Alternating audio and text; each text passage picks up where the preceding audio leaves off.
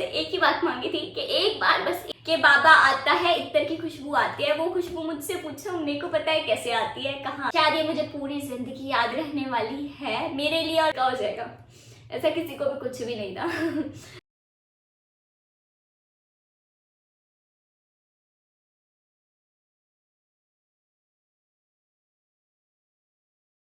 Hello guys, welcome और welcome back to my YouTube channel और new video. कैसे हो आप सभी? आई होप आप सब बहुत अच्छे होंगे, मज़े में होंगे। हम भी बहुत अच्छे हैं और बहुत मज़े में हैं।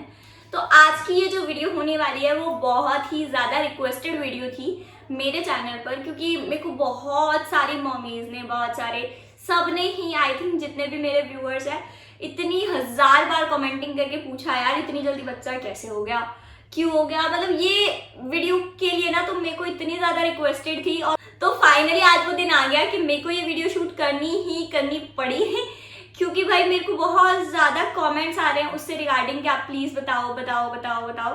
तो मैंने सोचा कि आज इसको बता ही देती हूँ, मैं आप लोगों को ये स्टोरी सुना ही देती हूँ कि कैसे क्या हुआ था कि मेरे को प्रेगनेंसी में इतनी ज्यादा कॉम्प्लिकेशंस थी, हर्षु का होने का, मतलब सब कुछ A to Z मैं आज आपको इस वीडियो में बताने वाली हूँ। तो चलिए फिर इसी के साथ इस वीडियो की शुरुआत करते हैं। यहीं से स्टोरी स्टार्ट होती है मेरी बेटी के 1 ईयर बर्थडे से, जो कि था 4 दिसंबर 2020। ठीक है, तो स्टोरी शुरू होती है वहाँ से, जब मुझे नहीं पता था कि मैं प्रेग्नेंट हूँ। और हम लोगों ने गोलू का बर्थडे बहुत ही धूमधाम से, जैसा हम लोगों के में धूमधाम से होता है वैसे बहुत अच्छे से सेलिब्रेट किया था। मेरी बेटी उस दिन 1 साल की हो गई थी, 4 दिसंबर 2020 की बात है ये। तो हाँ जी, तो फिर वहाँ पर मैंने खूब इंजॉय किया, बहुत डांस किया, क्योंकि मुझे ऐसा कुछ भी नहीं था कि मैं प्रेग्नेंट हूँ, क्योंकि मेरे को मेरे डॉक्टर ने बोला था कि अभी थोड़े टाइम तक आपके साथ ऐसा प्रेगनेंसी वाला कुछ होने वाला है नहीं। तो मैं अपने डॉक्टर की साइड से बहुत सेफ जोन में चल रही थी, वो कैसे कुछ भी नहीं था कि मैं प्रेग्नेंट भी हो सकती हूँ इतनी जल्दी, तो सोचना ही नहीं था हम लोगों का। तो स्टोरी शुरू होती है वहीं से कि मैं प्रेग्नेंट हो जाती हूँ, और मुझे नहीं पता होता भाई सीरियसली। तो हम लोग बहुत इंजॉय करते हैं उस दिन, डांस करते हैं। अगर डांस की मुझे क्लिप्स मिलेंगी तो मैं ऊपर अगर ऐड कर दूंगी थोड़ी बहुत, अगर मिलेगी डांस फोटोज जो भी मिलेगा उसके बर्थडे का। ठीक है, तो हम लोग बहुत इंजॉय करते हैं, बहुत ज़्यादा डांस करते हैं। तो सारा मामला खराब होता है गोलू के बर्थडे पे, क्योंकि मुझे नहीं पता था उस दिन से कि मेरे साथ ऐसा कुछ होने वाला है। हम लोग बहुत खुश थे, सब बहुत इंजॉय कर रहे थे उस दिन। लिटरली मैं बहुत डांस करती हूँ, जिसके बाद से मेरी तबीयत खराब होना शुरू हो जाती है धीरे धीरे। गोलू के बर्थडे के बाद मुझे धीरे धीरे धीरे धीरे स्टमक पेन बढ़ने लग जाता है, धीरे धीरे बढ़ता है थोड़ा थोड़ा, मतलब कॉन्टिन्यूसली होने लग जाता है। जैसे आज गोलू का बर्थडे है तो कल से मेरे को कॉन्टिन्यूसली धीरे धीरे पेट में दर्द स्टार्ट हो गया, ये लगा लो। तो फिर उसके बाद ऐसा होता है कि ना, हाँ, मैं फिर डॉक्टर्स को दिखाती हूँ। डॉक्टर्स कहते हैं अभी तो नॉर्मल है, बिना टेस्ट की, जैसे बोल देते हैं ना डॉक्टर, कुछ प्रॉब्लम तो दिख नहीं रही, ठीक है गैस का होगा ये सब। मैंने काफ़ी सारी वो कराया, बट मुझे काफ़ी डॉक्टरों को दिखाया तो सबने यही बोला कि या तो फिर आप टेस्ट करा लो, अगर आपको इतना ही लग रहा है तो, कि आप टेस्ट करा लो मैडम, आपको इतना ज़्यादा लग रहा है तो फिर टेस्ट कर देते हैं। तो ऐसे ही धीरे धीरे धीरे धीरे भाई मैं ना टेस्ट कराने की इतने ज़्यादा ना वेट भी नहीं करा गया मुझसे कि मैं टेस्ट का भी वेट कर सकूँ, इतना ज़्यादा कि मेरे पेट में इतना ज़्यादा दर्द हो गया ना कि मुझे यहीं पे नियर बाय हमारे यहाँ हॉस्पिटल है, उसमें एडमिट कराना पड़ा। ये बात है आई गेस गोलू का बर्थडे था 4 तारीख को, और उसके बाद ऐसे मैंने टाइम खींचा थोड़ा बहुत, तो 30 दिसंबर को मुझे हॉस्पिटल में एडमिट कराना पड़ा था। 1 जनवरी न्यू ईयर वाले दिन 2021 को मैं हॉस्पिटल में थी। हाँ बिल्कुल एग्जैक्ट यही है। तो उसके बाद क्या होता है कि मैं हॉस्पिटल में थी। अब भाई मेरी तबीयत खराब है, तो फिर ठीक है मैं हॉस्पिटल में हूँ। मेरे डॉक्टर्स ने मेरे सब टेस्ट किए, सब किया, बट पता नहीं मुझे उन लोगों ने मेरे साथ ऐसा क्यों किया कि उन्होंने मुझे एक बार भी नहीं बताया कि आप प्रेग्नेंट हो। उन लोगों को पता था, मेरी हर रिपोर्ट में लिखा हुआ था कि मैं प्रेग्नेंट हूँ। उन्होंने मुझे एक बार भी कंफर्म नहीं किया कि मैं प्रेग्नेंट हूँ, मैं प्रेग्नेंट हूँ, मैं प्रेग्नेंट हूँ। लिटरली मेरे को मेरी एक फ्रेंड है जो कि अभी रिसेंट में MBBS कर रही है, तो मतलब कि उसको ऐसा कुछ मेरी कन्वर्सेशन हुई इसके साथ कि मेरी बहुत ज़्यादा तबीयत ख़राब है, ऐसे है वैसे है। मेरी तबीयत उस टाइम पे इतनी ज़्यादा ख़राब थी कि मैं खुद से, मतलब कि ना तो वॉशरूम जा सकती हूँ, मैं बैठ के पानी भी नहीं पी सकती। मेरे पेट में और मेरे बैक में बहुत ज़्यादा पेन था। तो उसके बाद फिर मैंने उसको दिखाई अपनी रिपोर्ट्स व्हाट्सएप की, वो यहाँ नहीं रहती, तो उसने मुझे बताया कि तू तो प्रेग्नेंट है। तो फिर मैंने और दीपक ने वहाँ हॉस्पिटल वालों के साथ खूब झगड़ा किया, खूब लड़ाई करी कि ऐसे कैसे बोल दिया आप लोगों ने, अभी तक मुझे बताया नहीं मैं प्रेग्नेंट हूँ, फिर ये है वो है। तो फिर उसके बाद हम लोगों ने वहीं से एट द टाइम डिस्चार्ज ले लिया कि भाई हमें डिस्चार्ज कर दो, हमें नहीं रहना है यहाँ पे। उन लोगों ने मुझे डिस्चार्ज कर दिया। हमें फिर ये हो गया कि भाई अब मेरी प्रॉब्लम फिर ख़त्म ना हो, अब प्रॉब्लम तो वहीं की वही ना, हमने डिस्चार्ज तो ले लिया बट प्रॉब्लम वहीं की वही। फिर मेरे मम्मी पापा ने मुझे बोला तू नजफगढ़ दिखा के देख ले, मेरा मायका है जो नजफगढ़ है। तो मैं वहाँ गई, मैंने वहाँ जाके दिखाया डॉक्टर्स को, वहाँ भी कुछ ऐसा इलाज नहीं हुआ मेरा, मेरे को ठीक नहीं लगा। फिर मुझे यहीं पे फिर वापस आई मैं यहाँ पे थोड़े टाइम बाद। तो फिर मुझे यहाँ पे किसी ने बोला कि तू XYZ उस हॉस्पिटल में जाके दिखा ले। तो वहाँ जाके दिखा ले भाई, काफ़ी अच्छी डॉक्टर है, काफ़ी मतलब बहुत अच्छी है। तो मतलब वो फिर वहाँ पे मैंने दिखाया, उन्होंने फिर मुझे बताया कि आप प्रेग्नेंट हो। वो तो हमें पता ही चल गया था वहाँ पे कि मैं प्रेग्नेंट हूँ, और मैं बट उस टाइम पे उन्होंने बताया कि मेरे जो मतलब अंदर जो बेबी है, मैंने बोला कि मुझे बेबी नहीं चाहिए। तो उन्होंने बोला कि कोई बात नहीं, बट अगर आप बेबी अबॉर्ट करते हो तो आप अब आगे कंसीव नहीं कर पाओगे, क्योंकि जो मेरा यूट्रस है ना वो मतलब बिल्कुल डैमेज हो चुका है, उसमें से ब्लीडिंग चल रही है बहुत, जिसे बोलते हैं ना बहुत ज़्यादा ब्लीडिंग चल रही है। और वो इतनी ज़्यादा ब्लीडिंग थी कि जो आप सोच सकते हो, मेरी ब्लीडिंग बाहर नहीं निकल रही, पेट के अंदर वो इतनी ज़्यादा ब्लीडिंग थी। सबको लग रहा था कि मेरा जो वेट पुट ऑन है शायद प्रेगनेंसी की वजह से हो रहा है, बट वो प्रेगनेंसी की वजह से नहीं था। मेरे पेट में जो थोड़ा बहुत ज़्यादा वेट गेन हो रहा था, जितना भी, वो अंदर जो पेट में मेरे बहुत ज़्यादा ब्लड जमा हो गया था, वो उसकी वजह से था। तो मेरे को जीवन ज्योति वाली ने बोला कि ठीक है मैं मेडिसिन दे के देखती हूँ, मे भी ठीक हो जाए। वहाँ पे बहुत सारे टेस्ट करवाए, दवाइयाँ ली, बहुत कुछ किया। तो उन्होंने ना मतलब फिर थोड़े टाइम तक मुझे लगा कि हाँ नॉर्मल हो जाएंगे। फिर धीरे धीरे मेरी कंडीशन जो खराब थी, थोड़ी बहुत बैड थी, वो वर्स्ट होती चली गई। उसके बाद एक बार मेरा जो स्पॉटिंग था वो रुक गया, ब्लीडिंग अंदर इंटरनल ब्लीडिंग जो थी वो रुक गई। उसके बाद मुझे फिर वो जो ब्लीडिंग के स्पॉट्स बनने स्टार्ट हो गए, वो गांठें बननी स्टार्ट हो गई उसके अंदर, जो कि बच्चे को चिपक रही थी अंदर से। उसके बाद फिर मेरे डॉक्टर ने बोला कि जो आपको इंटरनल ब्लीडिंग हो रही है, टेस्ट कराए कुछ, उन्होंने बोला उसकी वजह से आपके बच्चे का ना ब्रेन जो है वो डेवलप नहीं हो रहा, उसकी जो बॉडी है वो डेवलप नहीं हो रही। तो आई थिंक आपको अबॉर्शन करा लेना चाहिए। और एक सेकेंड, ये ना मेरे लिए ना बहुत ज़्यादा मतलब मैं अभी भी कभी भी उस चीज़ के बारे में बात करती हूँ तो मतलब ऐसा होता है यार, थोड़ा सा आ जाती है वो बातें ध्यान में, तो इमोशनल हो जाते हैं भाई, आप भी हो सकते हो। सो हाँ हाँ नॉर्मली बताती हूँ चलो। तो उसके बाद मेरे डॉक्टर ने बोला कि आई थिंक आपको अबॉर्शन करा लेना चाहिए मेरे अकॉर्डिंग, बट आप आगे कभी प्रेग्नेंट नहीं हो सकते। बट यार उस टाइम मैं अपने बेबी को फील कर पा रही थी। आई थिंक वो जब मुझे पता चला था वो था मेरा 5th मंथ, जब मुझे पता चला था कि मैं प्रेग्नेंट हूँ। और जब डॉक्टर ने ये बोला था कि आपको अबॉर्शन करा लेना चाहिए, वो था शायद से 6 मेरा 6 मंथ स्टार्ट हो गया था। मैं अपने बेबी को बहुत अच्छे से फील कर पा रही थी, हर चीज़ फील कर पा रही थी। मैं उस टाइम पे बिल्कुल भी अबॉर्शन नहीं चाहती थी। जब मैं अबॉर्शन चाहती थी तो मेरे डॉक्टर ने मुझे बोला कि आप अभी अबॉर्शन मत कराओ यार, कि वो आपके लिए सेफ नहीं है, बिल्कुल भी क्या ज़रूरत है, होने दो कोई बात नहीं। बट जब मैं अबॉर्शन नहीं चाहती थी, फिर मेरे डॉक्टर ने बोला कि नहीं अब आपको अबॉर्शन करा लेना चाहिए। आपके बेबी की जो मेंटली ग्रोथ है, जो फिजिकल ग्रोथ है वो नहीं हो रही है, वो बेबी की ग्रोथ रुक चुकी है, तो आप आई गेस अब आपको अबॉर्शन करा लेना चाहिए। तो भाई मैं शॉक्ड कि भाई नहीं, मैं तो अबॉर्शन, अब तो इस लेवल पे आकर मैं इतना टाइम जो 5 महीने निकल गए, 6 महीने निकल गए, भाई 1 महीना तुमने भी मेरा खा लिया कि भाई ठीक है हम देखते हैं, हम ट्राई करते हैं, हम ठीक कर देंगे, ब्ला ब्ला ब्ला, और अब तुम मुझे आगे बोलते हो अबॉर्शन करा लो। तो उन्होंने फिर बोला कि मैम ठीक है हम एक टेस्ट कराएंगे आपका, और ना अगर उस टेस्ट में ऐसा है कि अगर वो टेस्ट पॉजिटिव तो आता है, उसमें ग्रोथ नहीं मतलब ग्रोथ हो रही है तो आप रिस्क ले लेना, नहीं तो अदरवाइज हम तो रिस्क नहीं लेने वाले, आप तो ये और दिखा लो।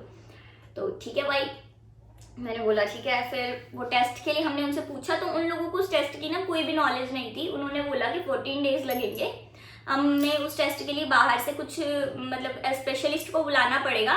एमनियोसेंटेसिस करके कुछ टेस्ट था, उन्होंने बोला था कि उसमें से आपके जो इंटरनल होता है ना, पेट में जो पानी होता है उसका सैंपल लिया जाएगा अंदर से निकाल करके, जिस पानी में बच्चा रहता है, तो पता चलेगा बच्चे की ग्रोथ हो रही है या नहीं हो रही है।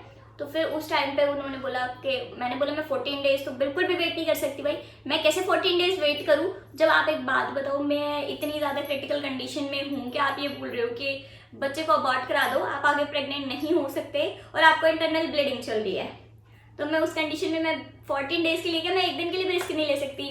तो फिर मुझे किसी ने सजेस्ट किया कि तुम PGI चले जाओ रोहतक में। हम PGI रोहतक गए तो वहाँ भी जाके मुझे सेम ही सुनने को मिला कि हाँ जी बच्चे की इंटरनल ग्रोथ तो हो नहीं रही है, तो उन्होंने तो मुझे डायरेक्ट डेट दे दी कि आप अभी अंदर चले जाओ, आपको एडमिट कर लेंगे, बेबी अबॉर्ट कर देंगे, क्योंकि अगर बच्चा ग्रोथ करता है आगे थोड़ी बहुत भी तो आपकी जान को 99.9% खतरा है आप नहीं बचने के। उन्होंने मुझे ये बोला। मैंने बोला कि अगर मैं अपने बच्चे को रखना चाहती हूँ तो मैं क्या करूँ, तो उन्होंने बोला कि आप चंडीगढ़ पीजीआई चले जाओ, हमारे यहाँ पे वैसे कोई भी फैसिलिटी अवेलेबल नहीं है, आप चंडीगढ़ जाओ, वहाँ पे जाके आपको सारी फैसिलिटीज अवेलेबल होंगी, टेस्ट भी वहीं जाके अवेलेबल होंगे। हम लोग फिर शॉक, भाई साहब जब कहते हैं ना जब कुछ नहीं दिखाई देता तो भगवान दिखाई देते हैं।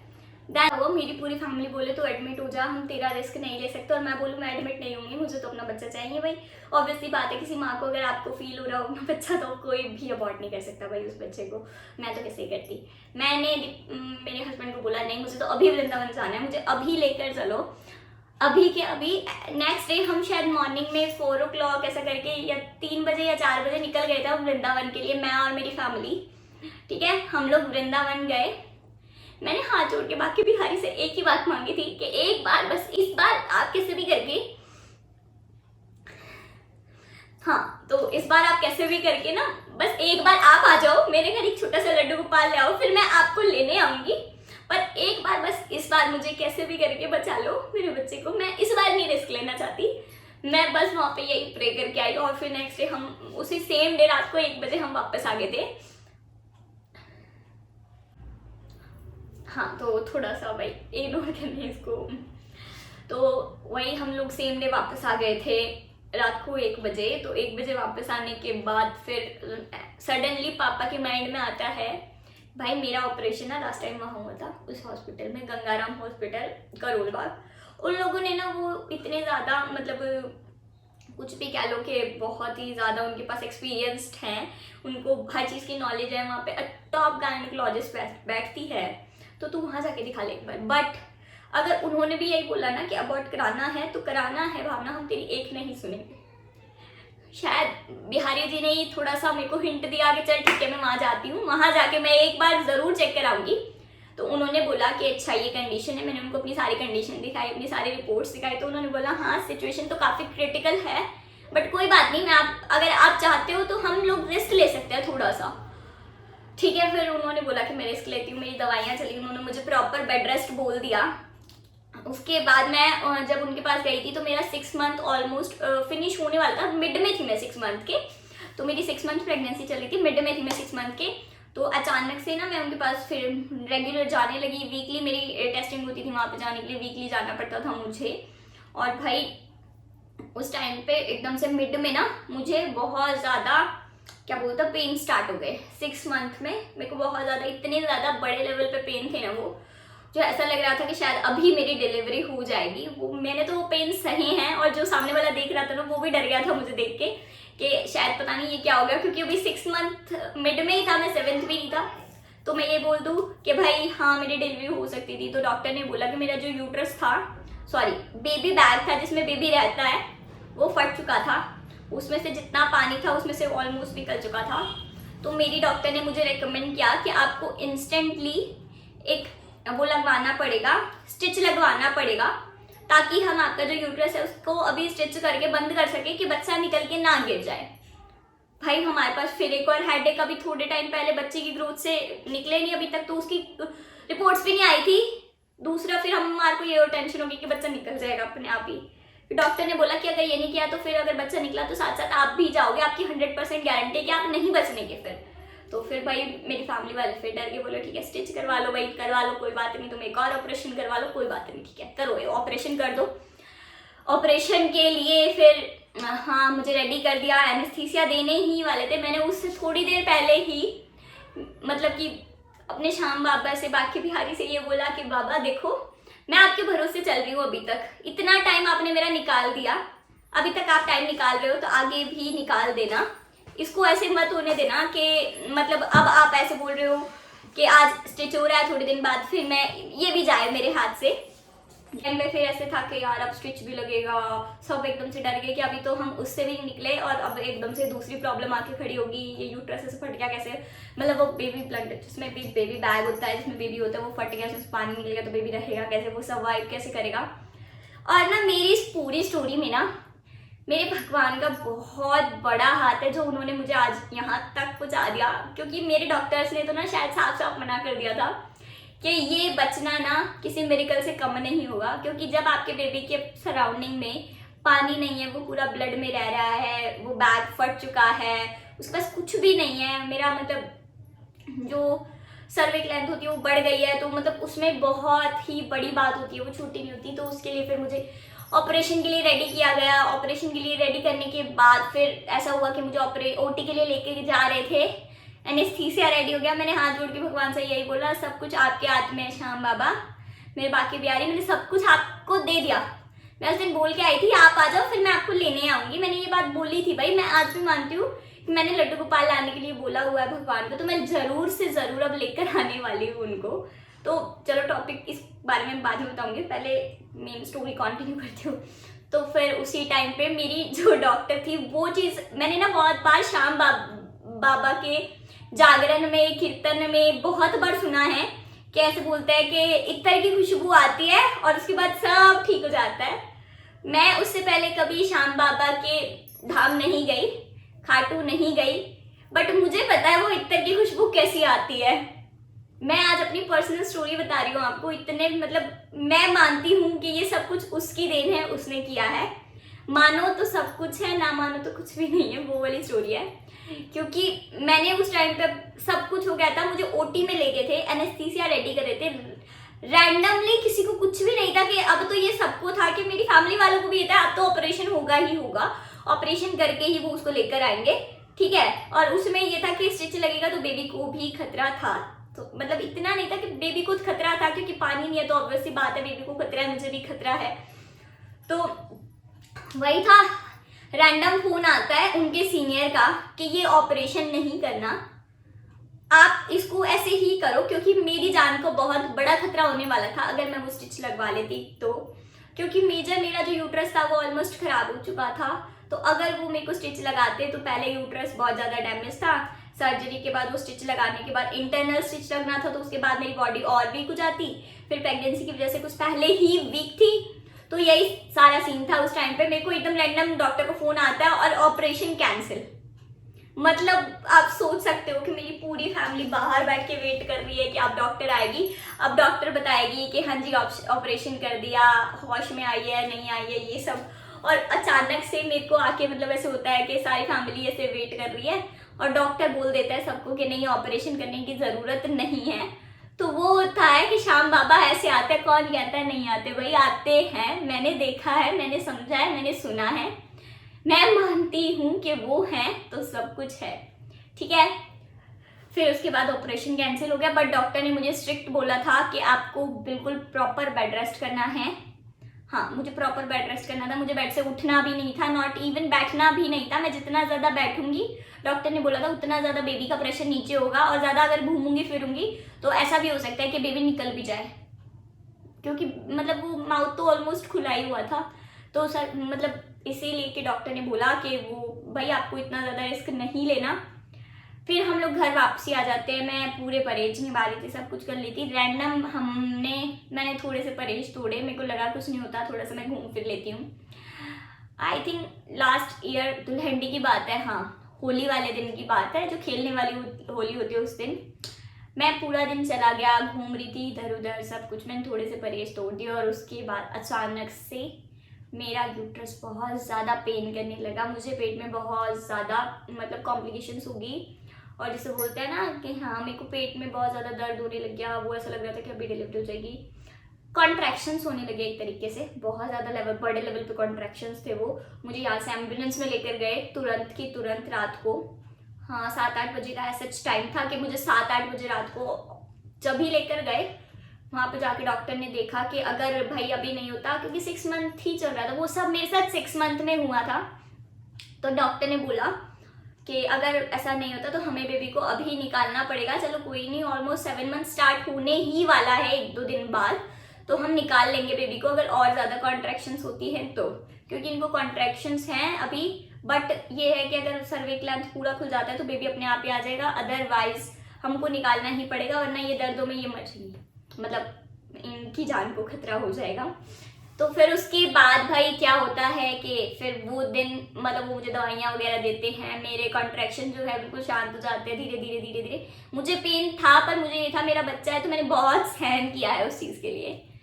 मैंने बहुत ही ज़्यादा उस चीज़ को मतलब कि जितना मैं अपनी पूरी लाइफ में कभी सहन नहीं किया ना, मैंने अपने बेबी के लिए वो सहन किया है।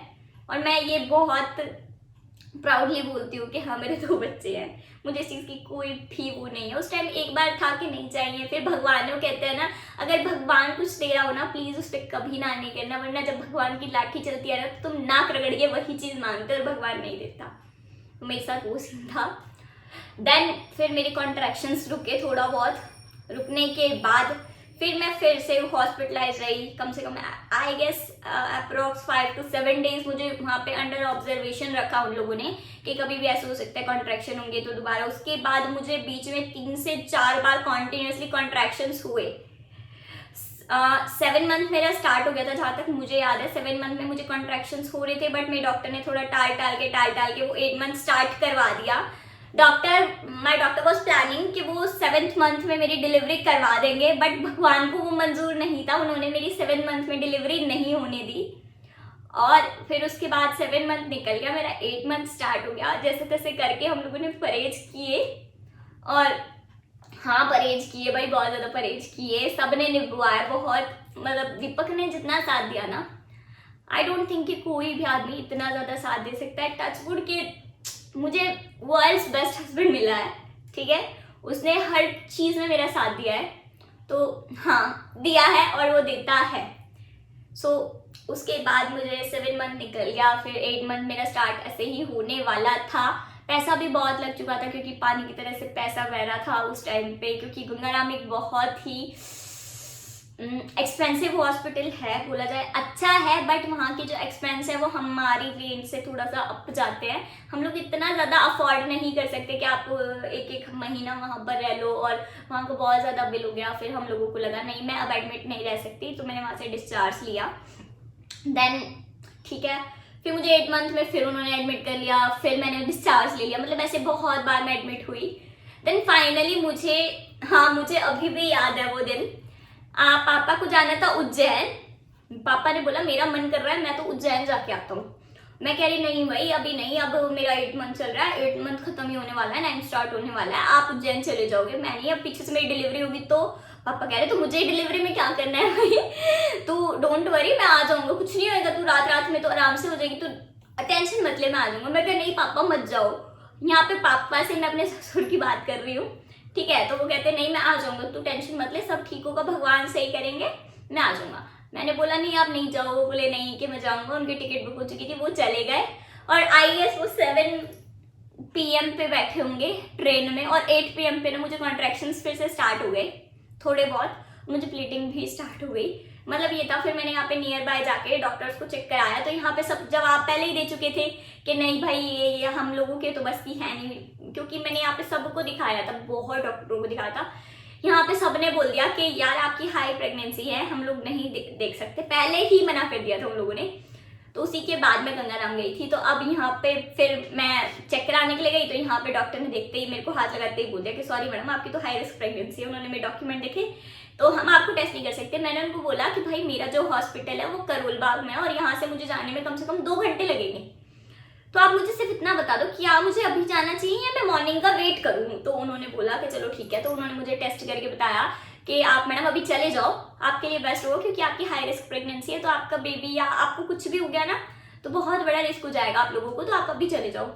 मेरे को वही टेंशन, यार पापा नहीं हम नहीं जाते दीपक बोले चल, मैं नहीं अभी नहीं, अभी इतना दर्द नहीं हो रहा, मेरे को पेन थे पूरे, बट मैंने वो दर्द बर्दाश्त किए, ठीक है, बहुत बर्दाश्त किए। फिर दीपक बोले चल, मैं कि नहीं चल नहीं, मम्मी बोली अच्छा अभी चल, मैं अभी नहीं सुबह चलेंगे। फिर मम्मी बोली नहीं तू चल, दीपक बोले थोड़ी देर करके मैंने ऐसे ही सुबह के 6 बजा दी। दीपक मुझे गुस्सा हुए, बहुत ज़्यादा गुस्सा हुए। फिर उन्होंने बोला कि मैं डॉक्टर को फ़ोन कर रहा हूँ कि तू नहीं मान रही। फिर उन्होंने डॉक्टर को फ़ोन मिला दिया। मेरी डॉक्टर बहुत अच्छी थी, आई डोंट थिंक कि इससे अच्छी डॉक्टर मैंने अपनी पूरी लाइफ में अभी तक नहीं देखी। बहुत ही अच्छी डॉक्टर थी, बहुत ही डिसेंट डॉक्टर थी। उन्होंने जितना कोऑपरेट किया मेरे साथ आई डोंट थिंक कि आज तक अभी तक कोई भी डॉक्टर इतना कॉपरेट करता है। मैंने अपने डॉक्टर को अपनी सिचुएशन बताई, मैं रात को वहाँ गई थी, उन्होंने मुझे ऐसे बोला, जो भी था सब सिचुएशन बताई। मेरे डॉक्टर ने बोला तुम इमीडिएटली अभी आओ, मैं तुम्हारे साथ कोई रिस्क नहीं ले सकती, क्योंकि अगर तुम्हें कुछ हो गया तो मुझे जवाब देना बहुत भारी पड़ जाएगा, तो तुम अभी के अभी हॉस्पिटल आ रही हो। मेरे को फिर वही टेंशन, यार मैं अभी हॉस्पिटल चली तो जाऊँ, बट पापा भी नहीं आए, पापा तो कल आएंगे मॉर्निंग में।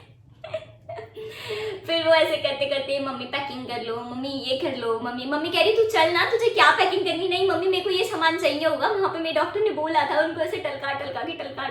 डर मुझे भी बहुत था, ऐसी बात नहीं है कि मुझे डर नहीं लग रहा था, मुझे भी बहुत डर लग रहा था, बट पता नहीं क्यों मुझे ऐसा था कि यार अगर कुछ भी हो ना, मेरे को एक मेरे मन में ये था कि अगर मेरे को कुछ भी हो जाता है, मुझे भी कुछ हो जाता है, तो मेरी फैमिली के सब लोग होने चाहिए वहां पे, एटलीस्ट मैं लास्ट टाइम सबसे मिल तो लूँ।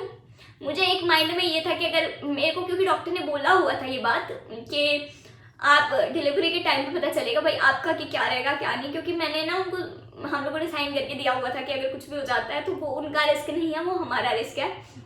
तो एक ये था कि 1% अगर मुझे कुछ भी हो जाता है तो एटलीस्ट मेरी फैमिली वाले मेरे साथ तो, मैं सबको देख तो लूँ। मैं मेरे माइंड में फिर वही बात कि सभी फैमिली वालों को देख तो लूँ यार, एक बार मिल तो लूँ, एटलीस्ट सब मुझसे मिल तो ले। तो मैं बस वही पापा का वेट करती रही। तो फिर मैंने ऐसे कर करके ना 1 बजा दिया, और 1 बजे मैं घर से निकली हूँ। 6 बजे कॉल करके अपने डॉक्टर को, मेरे डॉक्टर के बार बार मुझे कॉल आ रहे, भावना कहाँ पहुंचे यार, 4 घंटे हो गया, 6 घंटे हो गए, आपको इतना टाइम हो गया, बेबी को कुछ हो गया तो तुम्हें कुछ हो गया तो मैं क्या जवाब दूंगी। 1 बजे हम पहुंचते हैं, फिर मेरी डॉक्टर मुझे चेक करती है, वो मुझे एडमिट कर लेती है सेम टाइम कि अब तो ना मैं बिना डिलीवरी के आपको जाने ही नहीं दूंगी, क्योंकि आप बहुत ज़्यादा खिलवाड़ कर रहे हो अपनी लाइफ के साथ के, आप इतना टाइम 6 बजे बोलकर और आप 1 बजे आ रहे हो, तो मैं बिल्कुल भी नहीं जाने देने वाली जब तक कि आपकी डिलीवरी नहीं होने वाली। उन्होंने मुझे सेम डे एडमिट कर लिया। ऐसे ही फिर शाम तक ऐसे ही टाइम चला गया वो टेस्ट वगैरह करने में। तो फिर बोले कि अभी तो कुछ हो नहीं पाएगा, डिलीवरी भी रात को नहीं कराते, अगर कॉन्ट्रैक्शंस होते हैं तो नॉर्मल डिलीवरी का ट्राई करेंगे, अदरवाइज कल ट्राई करते हैं, वरना फिर मैं कल सी सेक्शन आपका करा दूंगी, सिंपल। मेरे माइंड में वही बात, पहले पापा आने दो और सी सेक्शन मुझे कराना नहीं। मेरे माइंड में सिर्फ 2 बात थी कि पहले तो मेरे ससुर आ जाएंगे तो मैं जब कुछ कराऊंगी, और दूसरा कि अगर मतलब कि सी सेक्शन मुझे कराना नहीं, मुझे नॉर्मल डिलीवरी की तरफ ही जाना है। भाई हमारा बजट हो चुका है बहुत ज़्यादा ओवर, तो अब हमारा इतना ज़्यादा बजट नहीं है कि हम सी सेक्शन भी अफोर्ड करें, तो इसीलिए मैंने बोला कि भाई मैं नहीं जाऊँगी। फिर डॉक्टर ने बोला वो कल देखेंगे, अभी देखते हैं। रात निकाली मैंने हॉस्पिटल में। नेक्स्ट डे मॉर्निंग में मेरे बेबी की धड़कन जो थी, हार्ट बीट होती है, वो बंद हो गई बिल्कुल आनी, रैंडमली। कुछ भी ऐसा मुझे कुछ नहीं हुआ, मैं नॉर्मली खा रही हूँ पी रही हूँ, उस टाइम मैं बिल्कुल एग्जैक्ट ठीक थी, मुझे ब्लीडिंग भी ऐसा सच नहीं हो रही थी, बट अचानक से पता नहीं क्यों मेरे बेबी की धड़कन बिल्कुल आनी बंद हो गई। तो डॉक्टर ने फिर, तभी मेरे डॉक्टर के तो हाथ पैर फूल गए, डॉक्टर को ऐसे होगा कि ये क्या हो गया इसके साथ अचानक से, अभी तक तो सब ठीक हुआ। ये बात हमें पता चलती है सुबह आई गेस 10 से 11 बजे के बीच में, हाँ 10 से 11 बजे के बीच में बेबी की हार्ट बीट जो मोमेंट है वो बंद हो गई थी। देन फिर मेरे डॉक्टर ने तभी इमीडिएटली एक्शन लिया कि अभी के अभी इनको सी सेक्शन के लिए रेडी करो, हम इनको टेस्ट वेस्ट कर लो एक बार, इनका जो भी करना है पहले। वो टेस्ट वेस्ट करते करते ऐसे मुझे टाइम लग गया, और मतलब 2 से 3 बज गए थे टेस्ट वगैरह होने में टोटल। तो फिर डॉक्टर ने बोला सी सेक्शन के लिए रेडी करो। मैंने मना कर दिया कि मैं सी सेक्शन नहीं कराऊंगी, तो उन्होंने बोला कि भाई नहीं। मैंने बोला जब मेरे यूट्रस का मुंह ऑलरेडी खुला हुआ है तो मैं सी सेक्शन की तरफ भी क्यों जा रही हूँ, क्यों ही जाना मुझे सी सेक्शन की तरफ, जब मैं ऑलरेडी नॉर्मल डिलीवरी पहले मेरी हो चुकी है और मैं अभी भी कर सकती हूँ। देन उन्होंने बोला चलो ठीक है, फिर मैं आपको इंजेक्शन दे देती हूँ और ज़्यादा कॉन्ट्रैक्शन बढ़ाने के लिए, ताकि आपकी नॉर्मल डिलीवरी जल्दी से हो जाए। उन्होंने मुझे इंजेक्शन दे दिए। उसके बाद उन्होंने मुझे करेक्ट 4 बजे इंजेक्शन दिए थे। कॉन्ट्रैक्शन बढ़ते रहे। उस बीच में पापा हॉस्पिटल पहुंच गए थे, पापा घर आ गए थे, घर आके फ्रेशन अप होके पापा हॉस्पिटल भी आ गए थे। जैसे ही मुझे पता चला हाँ पापा आ गए, देन मैं रिलैक्स के, अब चाहे तुम कुछ कर लो, मैं उनसे मिल ली, ठीक है तुम कुछ कर लो, मुझे कोई फर्क नहीं पड़ता, नाउ आई एम रिलैक्स। 4 बजे उन्होंने मुझे इंजेक्शन दिया था, पापा वहाँ पहुंचे थे 6 बजे। कॉन्ट्रैक्शन मुझे फुल होने लगे धीरे धीरे, बहुत ज़्यादा मतलब कॉन्ट्रैक्शन बढ़ गए, बट मेरा यूट्रस ऑलमोस्ट खुला हुआ था, तो मेरी डिलीवरी बहुत जल्दी हो गई। मेरे डॉक्टर जो थे वो विजिट पे गए थे, बाहर जो राउंड होता है ना वार्ड्स का, वो बाहर राउंड लेने गए थे वार्ड का, और इतनी देर में मेरे कॉन्ट्रैक्शन बहुत ज़्यादा बढ़ गए और मुझे क्राउनिंग स्टार्ट हो गई। तो क्राउनिंग स्टार्ट होने के बाद जो वहाँ पे हेड नर्स वगैरह थी, उन्होंने देखा कि इसको तो क्राउनिंग हो रही है, इतने में डॉक्टर को बुलाया। तब तक मेरी डिलीवरी हो गई थी। वो लोग सब शॉक्ड कि अभी तक तो ये मतलब ठीक थी और अचानक से इतनी जल्दी मतलब फास्ट फॉरवर्डिंग डिलीवरी। तो मतलब मेरे डॉक्टर इतना आई ना, हम ना राउंड भी कंप्लीट नहीं करे, उनको जैसे उनको मैसेज मिला कि ऐसे डिलीवरी के लिए लेकर जा रहे हैं उनको, और वो जब तक शायद पहुंची होंगी जब तक तो मेरी डिलीवरी हो चुकी थी। बट टच वुड के उस टाइम मेरी डिलीवरी नॉर्मल थी। इट्स अ बेबी बॉय और मेरा बेबी बिल्कुल हेल्थी था, बिल्कुल ठीक था। यस, वो थोड़ा सा प्री मैच्योर था, उसको थोड़ा बहुत माइनर सा वेट कम था, वो लेस देन 2 kg था, बट वो प्रॉपर हेल्थी था। उसको मैं बोल सकती हूँ कि मेरे अकॉर्डिंग वो हेल्थी था। और मतलब वो जो मेरा वो मोमेंट था ना, कोई सोच भी नहीं सकता। मैं ओटी से अपने हस्बैंड को कॉल करके बता रही हूँ इट्स अ बेबी बॉय हो गया भाई, आप कहाँ पे हो? और मेरे हस्बैंड मेरी बेटी के लिए बाहर दूध लेने गए हुए हैं और वो कह रहे तू मजाक कर रही है, सीरियसली जाना, अभी तो मैं तुझे घुमा रहा था, अभी कैसे डिलीवरी हो सकती है, जा तू बकवास मत कर। फिर उसने जब पीछे से खुद हर्ष के रोने की आवाज़ सुनी ना, जब उसको यकीन होता है कि है वो बंदा जिस स्पीड से भागा होगा ना, मैं खुद नहीं सोच सकती वो किस स्पीड से भागा होगा। फिर ऐसे मेरे बाहर फैमिली वालों को भी किसी को ऐसे नहीं था कि इतनी जल्दी डिलीवरी होगी, सबको ये था रात, आज तो अभी तो शायद रात भी ले हो सकता है या सुबह तक ही होगी, ऐसा कुछ था। जैसे ही बाहर आके बोलती है नर्स के हाँ भावना के साथ कौन है, उनको तो लड़का हुआ है। मेरे फैमिली तो वो लोग रोए हैं वहाँ पे उस नर्स के सामने, मतलब कि ना जो भी वहाँ पे एडमिशन में और वेटिंग एरिया में जितने भी लोग बैठे थे ना, सब मतलब लिटरली ऐसे देख रहे थे। मेरे को ना अंदर तक आवाज़ आ रही थी उनके रोने की। वो लोग इस लेवल तक रोए हैं वहाँ पर हॉस्पिटल में, क्योंकि हम लोगों को किसी को भी उम्मीद नहीं थी कि मतलब ऐसे नॉर्मल, पहली बात तो नॉर्मल डिलीवरी हो जाएगी और मतलब लड़का हो जाएगा, ऐसा किसी को भी कुछ भी नहीं था। अगर लड़की होती तो भी हम लोग इतना मतलब खुश होते, ऐसे नहीं कि उस टाइम पे दुख होता, पर मतलब जो नॉर्मल होने का और जब सब बेबी हेल्थी है, बेबी ठीक है, ये सुनने के बाद जो रोए है ना, वो नेक्स्ट लेवल वाला है, कोई सोच भी नहीं सकता। बहुत रोए, मैं भी बहुत रो रही हूँ। मेरी डॉक्टर ने मुझसे पूछा जो उस टाइम पे डिलीवरी के लिए मेरे साथ अवेलेबल थी कि आप रो क्यों रहे हो, अब तो लड़का हुआ है और नॉर्मल है, सब ठीक है, तो रो क्यों रहे हो? मैंने बोला यार तुम मेरे डॉक्टर से पूछो, उन्होंने मुझे ये बोला था कि तेरे बेबी की ग्रोथ नहीं हो रही, बट ये तो बिल्कुल ठीक है, बिल्कुल सही है, अब बताओ यार। मेरी डॉक्टर भी मतलब मेरे साथ जो थी ना उस टाइम पे, उनका स्टाफ था, उसकी भी आंखों से पानी आ रहा, मैं रो रही, मेरे स्टाफ की आंखों से पानी आ रहा है, साथ वाले की, और मैं मतलब। तो बस उसके बाद ऐसे हर्षु की डिलीवरी हुई और हर्षु मेरे पास आ गया। उसके बाद उसका वेट थोड़ा कम था, एक दिन उसको NICU में रखा उन लोगों ने अंडर ऑब्जर्वेशन, 1 या 2 दिन। उसके बाद उन्होंने मुझे बेबी दे दिया। उसके बाद उसको थोड़ा सा जॉन्डिस वगैरह हो गया था, वो नॉर्मल था। हाँ, थकी मैं, बट ऐसे हुई हर्षु की डिलीवरी। और अब बस इतना ही मेरी स्टोरी थी, और भाई बहुत ज़्यादा इमोशनल है मेरे लिए। मेरी शायद ये मुझे पूरी ज़िंदगी याद रहने वाली है। मैं जिंदा हूँ उसकी वजह से, बस फिर इसीलिए बहुत सारे कमेंट भी आते हैं, आप श्याम बाबा को इतना मानते हो, ऐसा क्या किया है बाबा ने, ये वो ब्ला ब्ला ब्ला। हर किसी को थ्योरी देने की ज़रूरत नहीं है मुझे। आई थिंक कि हर किसी को मुझे जवाब देने की मैं ज़रूरत नहीं समझती, पर ये जवाब बहुत है कि मैं जिंदा हूँ तो सिर्फ उसकी वजह से, उसने दिया है तभी मैं जिंदा हूँ, नहीं तो शायद मैं होती भी नहीं। तो बस चलिए फिर इस वीडियो का एंड करते हैं, यहीं से आपसे मिलती हूँ नेक्स्ट व्लॉग में। तब तक के लिए bye bye, tata, see you. और एक चीज़ हमेशा बोलती हूँ और आज भी बोलूँगी, जय श्री श्याम।